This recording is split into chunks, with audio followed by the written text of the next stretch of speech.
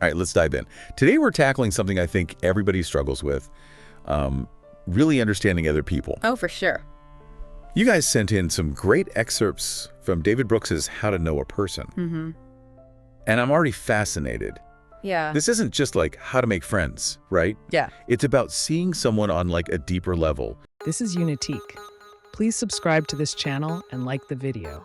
It is important for us and for YouTube algorithms. Even like how their background might shape their reality differently than yours. It's a skill set. It's a skill set, really. Yeah. Brooks argues that it's not just about building relationships, but about having the tools for more empathy and insight in all aspects of life. Which makes sense. I mean, from picking the right roommate Totally. to navigating political divides, like seeing accurately has got to be critical. Yeah, yeah. So where does Brooks even start with this? He opens with this quote from George Bernard Shaw, and it's a quote that kind of packs a punch. "The worst sin towards our fellow creatures is not to hate them, but to be indifferent to them." Now, indifference might not sound like a huge sin, but think about it. Yeah. I mean, isn't it worse to be completely ignored than actively disliked? Yeah. At least someone who dislikes you is acknowledging you exist. That's a really powerful way to frame it. Yep. It's like Yeah. true seeing is the opposite of ghosting someone, Yeah. digitally or in real life. Yeah. Like you're actively choosing to recognize their humanity. Yeah, yeah. And Brooks is really clear that this isn't just theoretical, you know? Right. He's arguing that choosing the right partner, roommate, or even having a functioning society Right. hinges on this ability to see past surface impressions. And the stakes are high. The excerpts you sent in mention how certain groups, like Black communities or people in rural areas, feel unseen in today's world. Right. Right. And if large groups feel unseen, that's a recipe for division and misunderstanding. Totally. Brooks then introduces this fun idea of Illuminators versus Diminishers. Okay. Think of that person on a date who won't stop talking about themselves. Oh, yeah. Total diminisher, right? Yeah. Oh, They make the conversation all about them. yeah. Major energy vampire. Big time. But what makes someone an eliminator? Brooks gives this example of an engineer at Bell Labs named Harry Nyquist. Yeah. He was known for being such a good listener that the patent output of his colleagues actually increased. Wow. Just from interacting with him. That's wild. That's an illuminator, someone who brings out the best in those around them. Okay, so how do we become more like Harry Nyquist? I know I'm guilty of wanting to jump in with my own thoughts all the time. Yeah, me too. Right. It's the tricky part. Brooks argues that most of us are kind of wired to share our own thoughts first, Right. but the key is to consciously shift our focus outwards. Okay. He uses this analogy of a Rembrandt painting, you know, where you see the imperfections, but also like the full complex humanity of the subject. Yeah. It's about applying that kind of gaze to how we see others. So it's not about pretending everyone is perfect. It's about appreciating their complexity. Right. But how does that translate to everyday life? Right. Does that mean we can never disagree with someone? It's not about agreeing or disagreeing. It's about understanding why someone holds a certain viewpoint. And that leads us to another critical skill Brooks highlights: mastering the art of conversation. You know, I used to think small talk was just filler. Right. Like something to get through until the real conversation started. Totally. Yeah. But Brooks actually argues that even those seemingly trivial exchanges are crucial. Okay. Think of it like this. Small talk is the foundation. Okay. It builds comfort and trust, making it easier to eventually have more vulnerable, in-depth conversations later on. He also talks about this on-off switch for attention, Yes. which I found so relatable. Like either be fully present in the conversation Yeah. or don't pretend to be, while scrolling on your phone. Yeah. No more half listening. Exactly. And on the flip side, he talks about the power of being a loud listener. Okay. Someone who visibly reacts to what's being said. Got it. Think Oprah with her open mouth, the O's and ahs. Yeah, yeah. It encourages people to share more. That makes so much sense. When someone is visibly reacting to what you're saying, it makes you feel like, oh, okay, I can keep going. Totally, yeah. Yeah.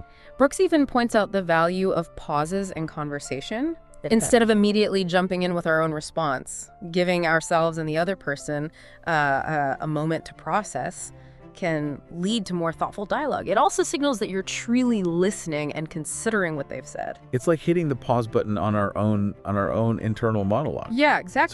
So we can really focus on the other person. Right. But what happens when those conversations get difficult? Right. Like, let's be real. Not every interaction is going to be smooth sailing. Of course, yeah. How do we navigate those like chalky waters? That's where Brooks's insights on bridging the gap come into play. He points out that in a time of increasing polarization and loneliness, these skills are more critical than ever.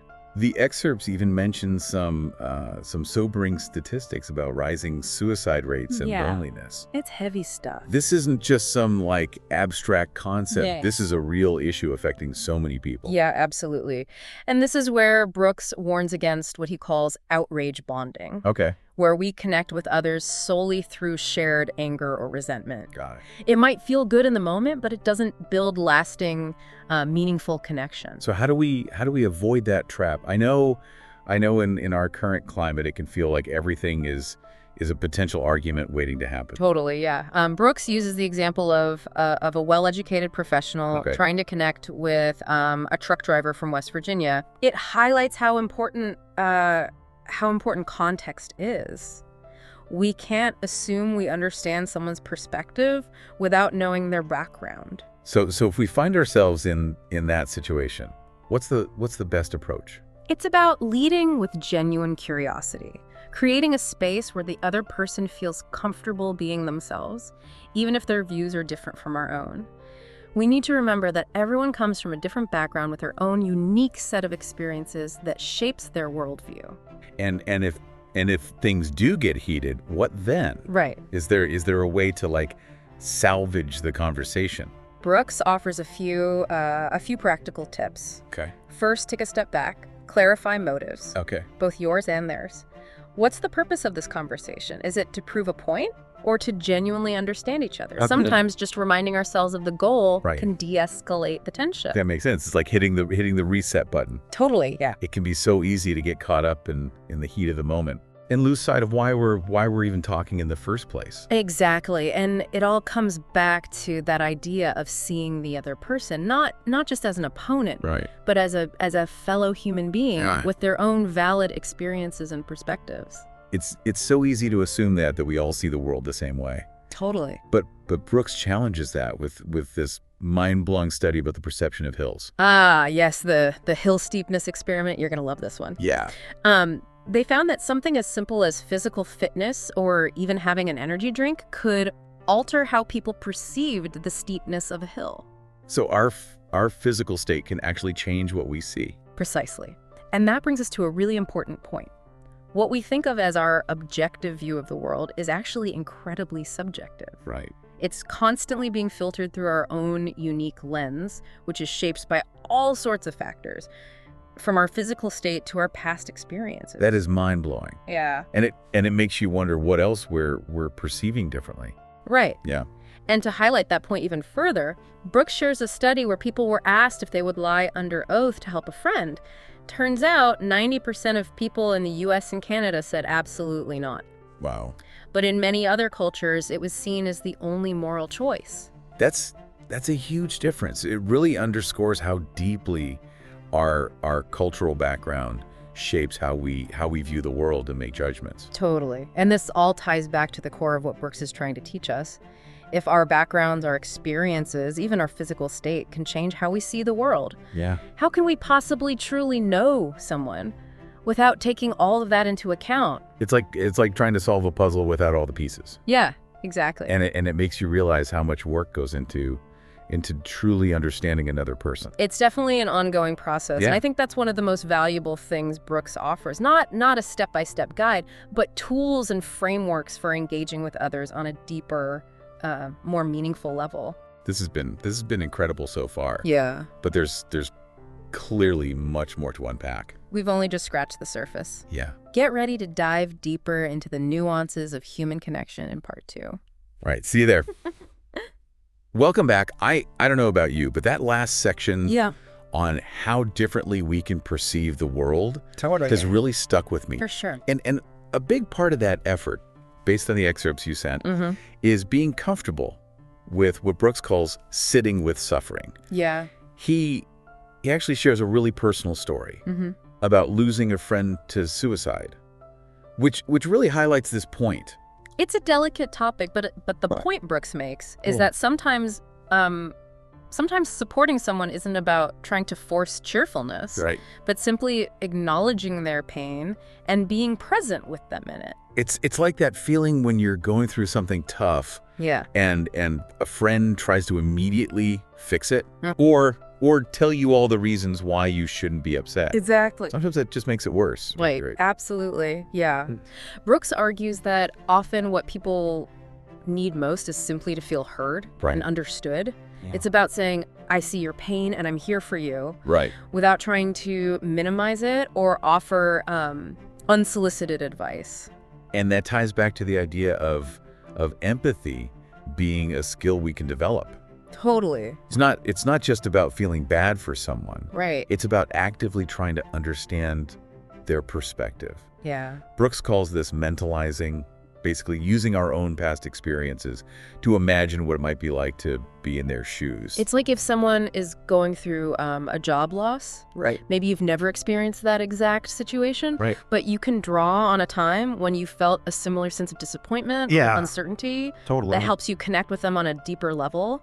It's not about pretending to know exactly how they feel. Right. But it allows you to approach the situation with more sensitivity and understanding. Yeah, for sure. But how do we know what kind of support someone needs? Right. What if we get it wrong? Brooks' point is that it's less about having all the answers and more about the genuine desire to help. Okay.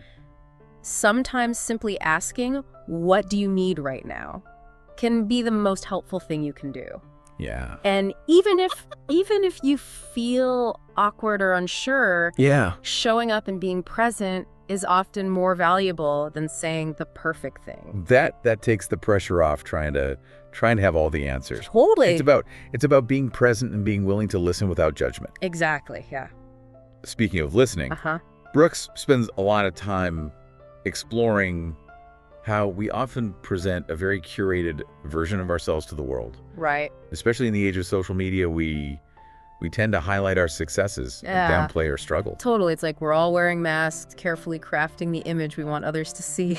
Right. But genuine connection requires vulnerability. Right. It's about letting our guard down and allowing others to see the real us imperfections and all. That's where true intimacy comes from.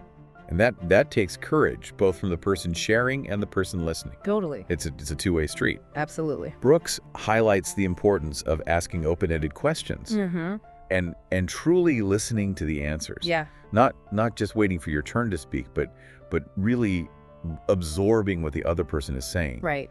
He also mentions paying attention to nonverbal cues, like eye contact and body language. Yeah. Those subtle signals can communicate so much more than words sometimes. Think about when someone is looking at a phone while you're talking to them. Right. Even if they say they're listening, their body language conveys a different message. It's like speaking a silent language. Yeah. It can either build trust or create distance. Right. Sometimes even a simple touch on the arm or a hug can communicate volumes. For sure. Brooks also challenges us to consider the broader context of someone's life, their upbringing, their culture, their past experiences. All of these things have shaped who they are and how they view the world. For sure. He mentions a fascinating study where people were shown a fish tank and asked to describe what they saw.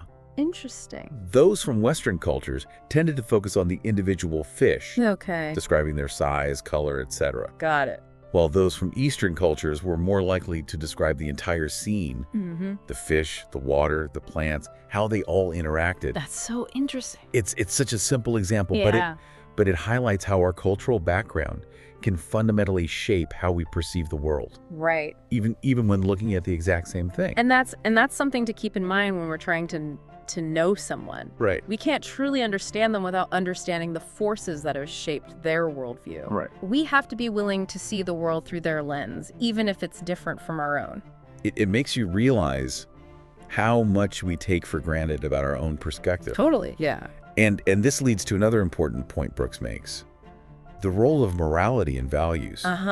He argues that our moral compass guides so much of what we do, and that understanding someone's values is key to understanding their motivations. For sure. He makes a distinction between moral taste buds and moral muscles. Got it. Moral taste buds are our gut reactions to right and wrong, while moral muscles are our ability to act on those beliefs, even when it's difficult. It's like the difference between knowing you should help someone in need and actually taking the time and effort to do it, even if it's inconvenient. And building those moral muscles takes practice, right? It's not something we're just born with. Brooks argues that it's a lifelong process. Right. It involves constantly examining our own belief, challenging our assumptions, and striving to live in alignment with our values. It sounds like truly knowing someone, including ourselves, is a constant journey, not a destination. Exactly. And that requires a certain amount of humility. Right. We have to be willing to admit that we don't have all the answers and that there's always more to learn. Brooks uses this phrase, epistemological humility, which basically means acknowledging the limitations of our own knowledge. Yeah, it's about recognizing that our perspective is just one of many. Right. And that we should always be open to challenging our own beliefs and biases. So how do we cultivate that humility? It's so easy to get stuck in our own ways of thinking. One way is to actively seek out diverse perspectives. Engage in conversations with people who hold different views than your own. Right. It can be uncomfortable, sure. Yeah. But it's also incredibly enriching. It's like expanding your mental map of the world. Exactly. The more perspectives you're exposed to, the more nuanced your understanding becomes. Totally. And in the process, you might even discover something new about yourself. Right. It's amazing how much we can learn from people who are different from us. Absolutely. You know, one of the things that has struck me throughout these excerpts is Brooks's emphasis on the importance of love. Yeah, he argues that love is the ultimate form of connection. Right. And that it's absolutely essential for our well-being. But he's not just talking about romantic love. Right. He's talking about love in all its forms. Love for our family, our friends, our community, even love for strangers. He talks about the importance of radical hospitality, which is basically welcoming others into our lives with open arms, regardless of their background or belief. It's about creating a space where everyone feels seen, heard, and valued. Exactly, and this ties back to that idea of seeing others. Right. True love requires us to see beyond the surface, to appreciate the complexities and imperfections that make each person unique. It's about celebrating those differences rather than fearing them. Totally, yeah. Brooks also emphasizes the importance of forgiveness in our relationships. He argues that holding on to grudges and resentment only hurts us in the end. It's like drinking poison and expecting the other person to die. Right. Forgiveness is about letting go of that negativity and creating space for healing and growth.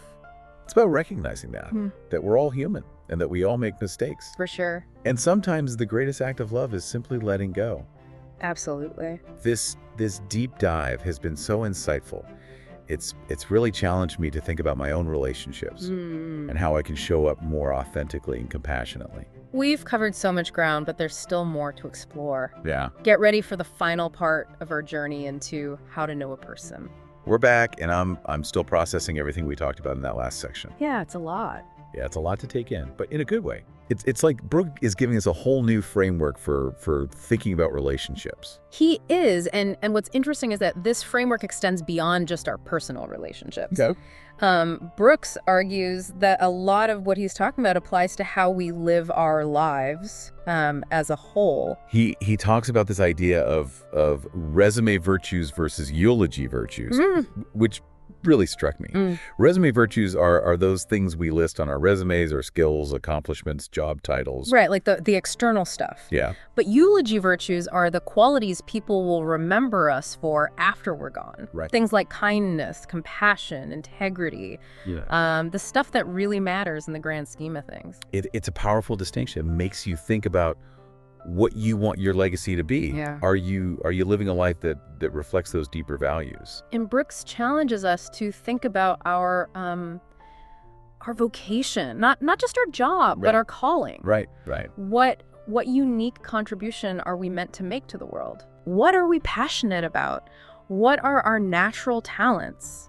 And it's not necessarily about finding one, like big grand purpose, right? No, never. Or it could be something small, something we do every day that brings joy and meaning to our lives and the lives of others. Absolutely. It's about aligning our actions with our values. Right. And finding that sweet spot where our passions intersect with the needs of the world. And speaking of things that bring joy, yeah, Brooks also talks about the importance of gratitude. He does. He argues that taking time to appreciate the good things in our lives, both big and small, can have a profound impact on our well-being. It's so easy to get caught up in what we don't have or what's going wrong. Yeah, for sure.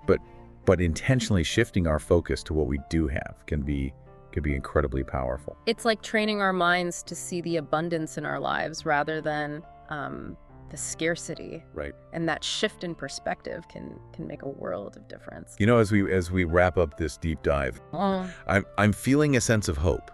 It can be easy to feel overwhelmed by all the negativity and division in the world. Totally. But Brooks reminds us that there's still so much good out there. Absolutely. He's not sugarcoating things. He acknowledges the challenges we face. Right. But he also offers a path forward, a way to navigate those challenges with more empathy, understanding, and connection. It's about choosing to see the best in others even when it's hard. Yeah. It's about building bridges instead of walls. And it all starts with that fundamental shift in perspective. Right. Choosing to see others as complex, nuanced individuals worthy of our time, attention, and compassion. Well, that brings us to the end of our deep dive into David Brooks's How to Know a Person. It really does. What a journey it's been. It has been so insightful. And if you're looking for more, I highly recommend checking out the book yourself. Yeah, great book. There's so much richness and depth to explore. Remember, it's not about mastering some secret formula, but about approaching every interaction with curiosity, compassion, and a willingness to learn. Who knows? You might just discover something new about yourself along the way. Absolutely. Until next time, keep diving deep. Thank you for listening. That's all for today. If you like what we do, please like and subscribe to our channel. See you in the next episode.